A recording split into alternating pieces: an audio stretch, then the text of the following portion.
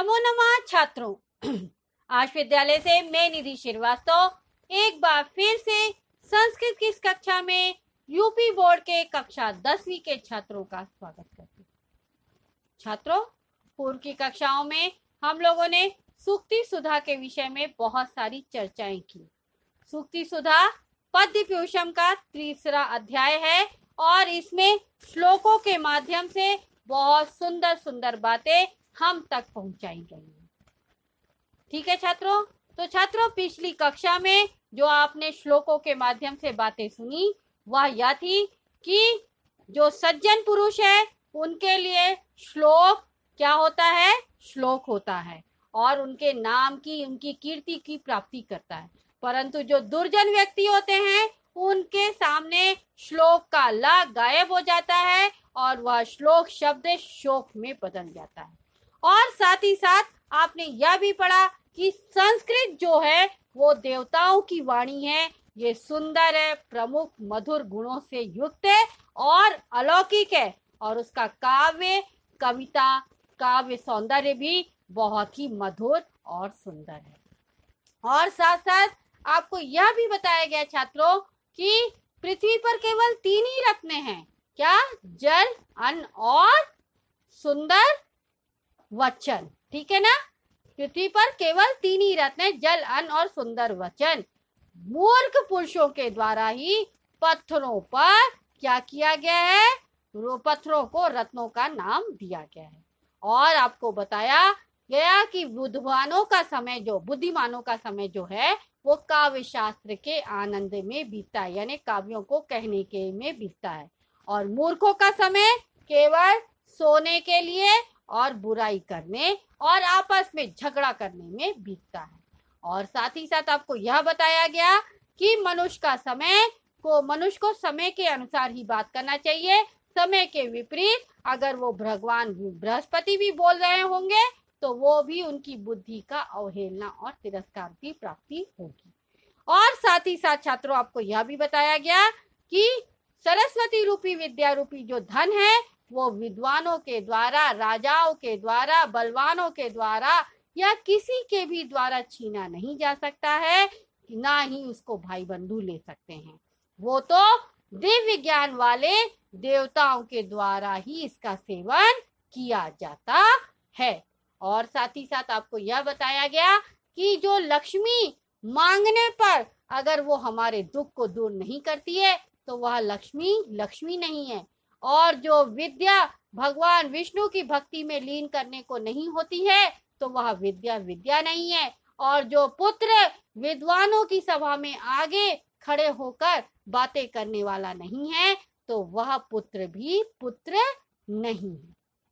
ठीक है छात्रों, तो इतनी सब बातें सुंदर सुंदर आपको इस अध्याय में सूक्ति के रूप में श्लोकों के माध्यम से बताई गई है। अब आगे के भाग में क्या बताया जा रहा है उसको जानने के लिए आइए हम लोग देखते हैं क्लास 10 संस्कृत पद्य प्यूषम का तृतीय पाठा सूक्ति सुधा का 5वां भाग। छात्रों, प्रस्तुत पाठ में अन्य भाग की तरह ही श्लोकों का अन्वय और हिंदी भाषा में संदर्भ सहित व्याख्या के साथ साथ हमने विशेष पर प्रकाश डाला है। नौ श्लोक नंबर 9 थोड़ा बड़ा है, ध्यान से सुनिएगा। केयूराहा न विभूषयन्ति पुरुषम हारा न चंद्रोज्ज्वला न स्नानम न विलेपम न कुसुमम न अलंकृता मूर्धजा वाण्ये का समलम करोति पुरुषम वा संस्कृता धार्यते क्षीयन्ते खलु भूषणानि सततम वाग्भूषणम भूषणम। ठीक है, तो क्या बता रहा है कि केयूरा न विभूषयन्ति पुरुषम हारा न चंद्रोज्ज्वला न स्नानम न विलेपम न कुसुमम न अलंकृता मूर्धजा वाण्ये का समलम करोति पुरुषम वा संस्कृता धार्यते क्षीयन्ते खलु भूषणानि सततम वाग्भूषणम भूषणम। तो छात्रों, प्रस्तुत श्लोक का अन्वय करने के लिए कर्ता कर्म क्रिया और इनके विशेषण को अन्य विभक्तियों के साथ एक पंक्ति में नियोजन करना ही अन्वय है। तो अन्वय को देखिए, केयूराः पुरुषम न विभूषयन्ति, चंद्रोज्ज्वलाः हारा न विभूषयन्ति, न स्नानम न विलेपनम न कुसुमम न अलंकृतः, मूर्धजाः पुरुषम विभूषयन्ति, एका वाणी वा संस्कृता धार्यते, पुरुषम समलं करोति, भूषणानि खलु क्षीयन्ते, वाग्भूषणम भूषणम अस्ति। ठीक है, क्या बोल रहे हैं कि केयूराः पुरुषम न विभूषयन्ति, चंद्रोज्ज्वलाः हारा न विभूषयन्ति, न स्नानम न विलेपनम न कुसुमम न अलंकृताः, मूर्धजाः पुरुषम विभूषयन्ति, एका वाणी वा संस्कृता धार्यते, पुरुषम समलं करोति, भूषणानि खलु क्षीयन्ते, वाग्भूषणम भूषणम अस्ति। तो छात्रों, प्रस्तुत श्लोक का संदर्भ है कि प्रस्तुत श्लोक हमारी पाठ्य पुस्तक संस्कृत साहित्य के पद्य पीयूषम के सूक्ति सुधा नामक शीर्षक से लिया गया है। और इस सूक्ति में मनुष्य द्वारा कृत्रिम सौंदर्य साधनों की आभूषणता को स्वीकारते हुए शुद्ध सुसभ्य वाणी को ही सच्चा आभूषण बताया गया। ठीक है, कि सुंदर बोलना ही सच्चा आभूषण है। तो नाउ आइए इसका अर्थ देखते हैं, व्याख्या देखते हैं। केयूराः, केयूरा यानी बाजूबंद, तो केयूराः पुरुषम न विभूषयन्ति यानी मनुष्य को बाजूबंद नहीं शोभा देते हैं यानी सजाते हैं। तो इस संसार में कवि कह रहे हैं कि संसार में पुरुष को बाजूबंद नहीं सजाते हैं न, और चंद्रोज्ज्वलाः हारा न विभूषयन्ति, और न चंद्रमा के समान उज्ज्वल, उज्ज्वलाः चंद्रोज्ज्वलाः यानी चंद्रमा के समान उज्ज्वल, हाराः यानी हार, न विभूषयन्ति और न मनुष्य को चंद्र के समान उज्ज्वल सुंदर सफेद हार भी शोभा नहीं प्राप्त करते हैं या सुशोभित नहीं करते हैं। न स्नानम, कोई मनुष्य बार बार नहा रहा है, न विलेपम यानी कोई उपटन लगा रहा है, और न कुसुमनम, कुसुमम न अलंकृता, और न ही सुगंधित पुष्प मनुष्य को सुशोभित करते हैं। मूर्धजाः पुरुषम विभूषयन्ति, और भली प्रकार सवारे हुए मूर्धजा यानी सिर के जो बाल हैं वो भी पुरुष को सुसज्जित या शोभित नहीं करते हैं। एका वाणी यानी एक ही वाणी, वा संस्कृता धार्यते यानी एक ही वाणी है, वा यानी जो, संस्कृता यानी संस्कार रूप से शुद्ध वाणी है, धार्यते यानी धारण की जाती, शुद्ध रूप धारण की जाती है। संस्कृता यानी शुद्ध रूप धारण करती है। तो केवल एक वाणी ही है जो मनुष्य को शुद्ध रूप धारण की जाती है। ठीक है, पुरुषम समलं करोति, और मनुष्य को समलं करोति यानी अलंकृत यानी सुशोभित करती है। भूषणानि खलु क्षीयन्ते, क्योंकि सभी आभूषण, आभूषण जो है खलु यानी निश्चय ही, क्षीयन्ते यानी नष्ट हो जाते हैं।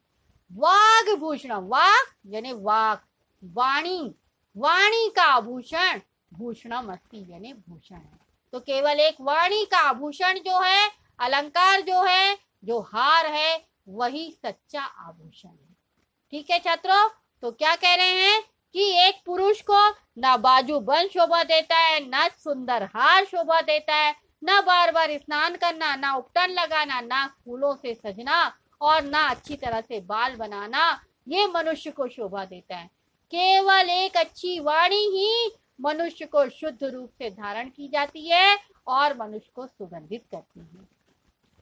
क्योंकि भूषण, आभूषण जितने हैं, श्रृंगार जितने हैं, वो तो क्षण भर में नष्ट हो जाते हैं, परंतु वाणी का आभूषण जो है वो हमेशा आभूषित रहता है यानी आभूषण ही रहता है। ठीक है छात्रों, नौ लिखा हुआ व्याख्या देख लीजिए तो आपको अच्छी तरह समझ में आ जाए कि कवि कहते हैं कि संसार में मनुष्य को न तो बाजूबंद सजाते हैं और न चंद्रमा के समान उज्जवल अच्छे हार ही सुशोभित करते हैं, न स्नान करना, न उपटन आदि का लेप करना, और न सुगंधित पुष्प और न भली प्रकार सवारे हुए बाल ही सजाते हैं मनुष्य को। केवल एक वाणी ही है जो शुद्ध रूप से धारण की जाती है और मनुष्य को सुशोभित करती है। क्योंकि सभी आभूषण तो पल भर में नष्ट हो जाते हैं, परंतु वाणी रूपी आभूषण ही सच्चा आभूषण है जो मनुष्य के साथ जीवन पर्यंत चलता है। ठीक है छात्रों, तो आपको यह श्लोक अच्छी तरह समझ आ जाए। न इसमें विशेष है, चंद्रोज्ज्वला में संधि हो रही है, चंद्र प्लस उज्ज्वला गुण संधि है। न अलंकृता में भी संधि है, न प्लस अलंकृता दीर्घ संधि। मूर्धजा सॉरी मूर्धजा में समास है, मूर्धीन जायन्ते इति सप्तमी तत्पुरुष समास है। वाणेका में संधि है, यण संधि, वाणी प्लस एका यण संधि। और संस्कृता में कत प्रत्यय सम प्लस क्री प्लस कत प्रत्यय, सम उपसर्ग प्लस क्री धातु प्लस कत प्रत्यय। वाक भूषणम में जष्टु संधि है, वाक प्लस भूषणम। ठीक है छात्रों, इसी के साथ यह अंश यहाँ पर समाप्त होता है और इस अंश के साथ यह अध्याय भी यहाँ पर समाप्त होता है। तो छात्रों, आज के इस अंश में आपने पढ़ा कि एक वाणी का आभूषण जो है वो मनुष्य को जीवन पर्यंत सुशोभित करता है। बाकी जितने श्रृंगार के आभूषण होते हैं वो मनुष्य को सुशोभित नहीं करते हैं। केवल एक वचन, एक वाणी जो है मनुष्य को अलंकृत करती है। ठीक है छात्रों, तो इसी के साथ यह अध्याय यहाँ पर समाप्त होता है आज के इस अंश के साथ। तो आपको अगर इस अध्याय में या इस अंश में कोई भी डाउट है तो आप आश विद्यालय के ऐप्स को लाइक करके क्वेरी में जाकर अपना डाउट पूछ सकते हैं। मैं आपका जवाब जल्द से जल्द दूंगी। तब तक के लिए धन्यवाद छात्रों, नमो नमः।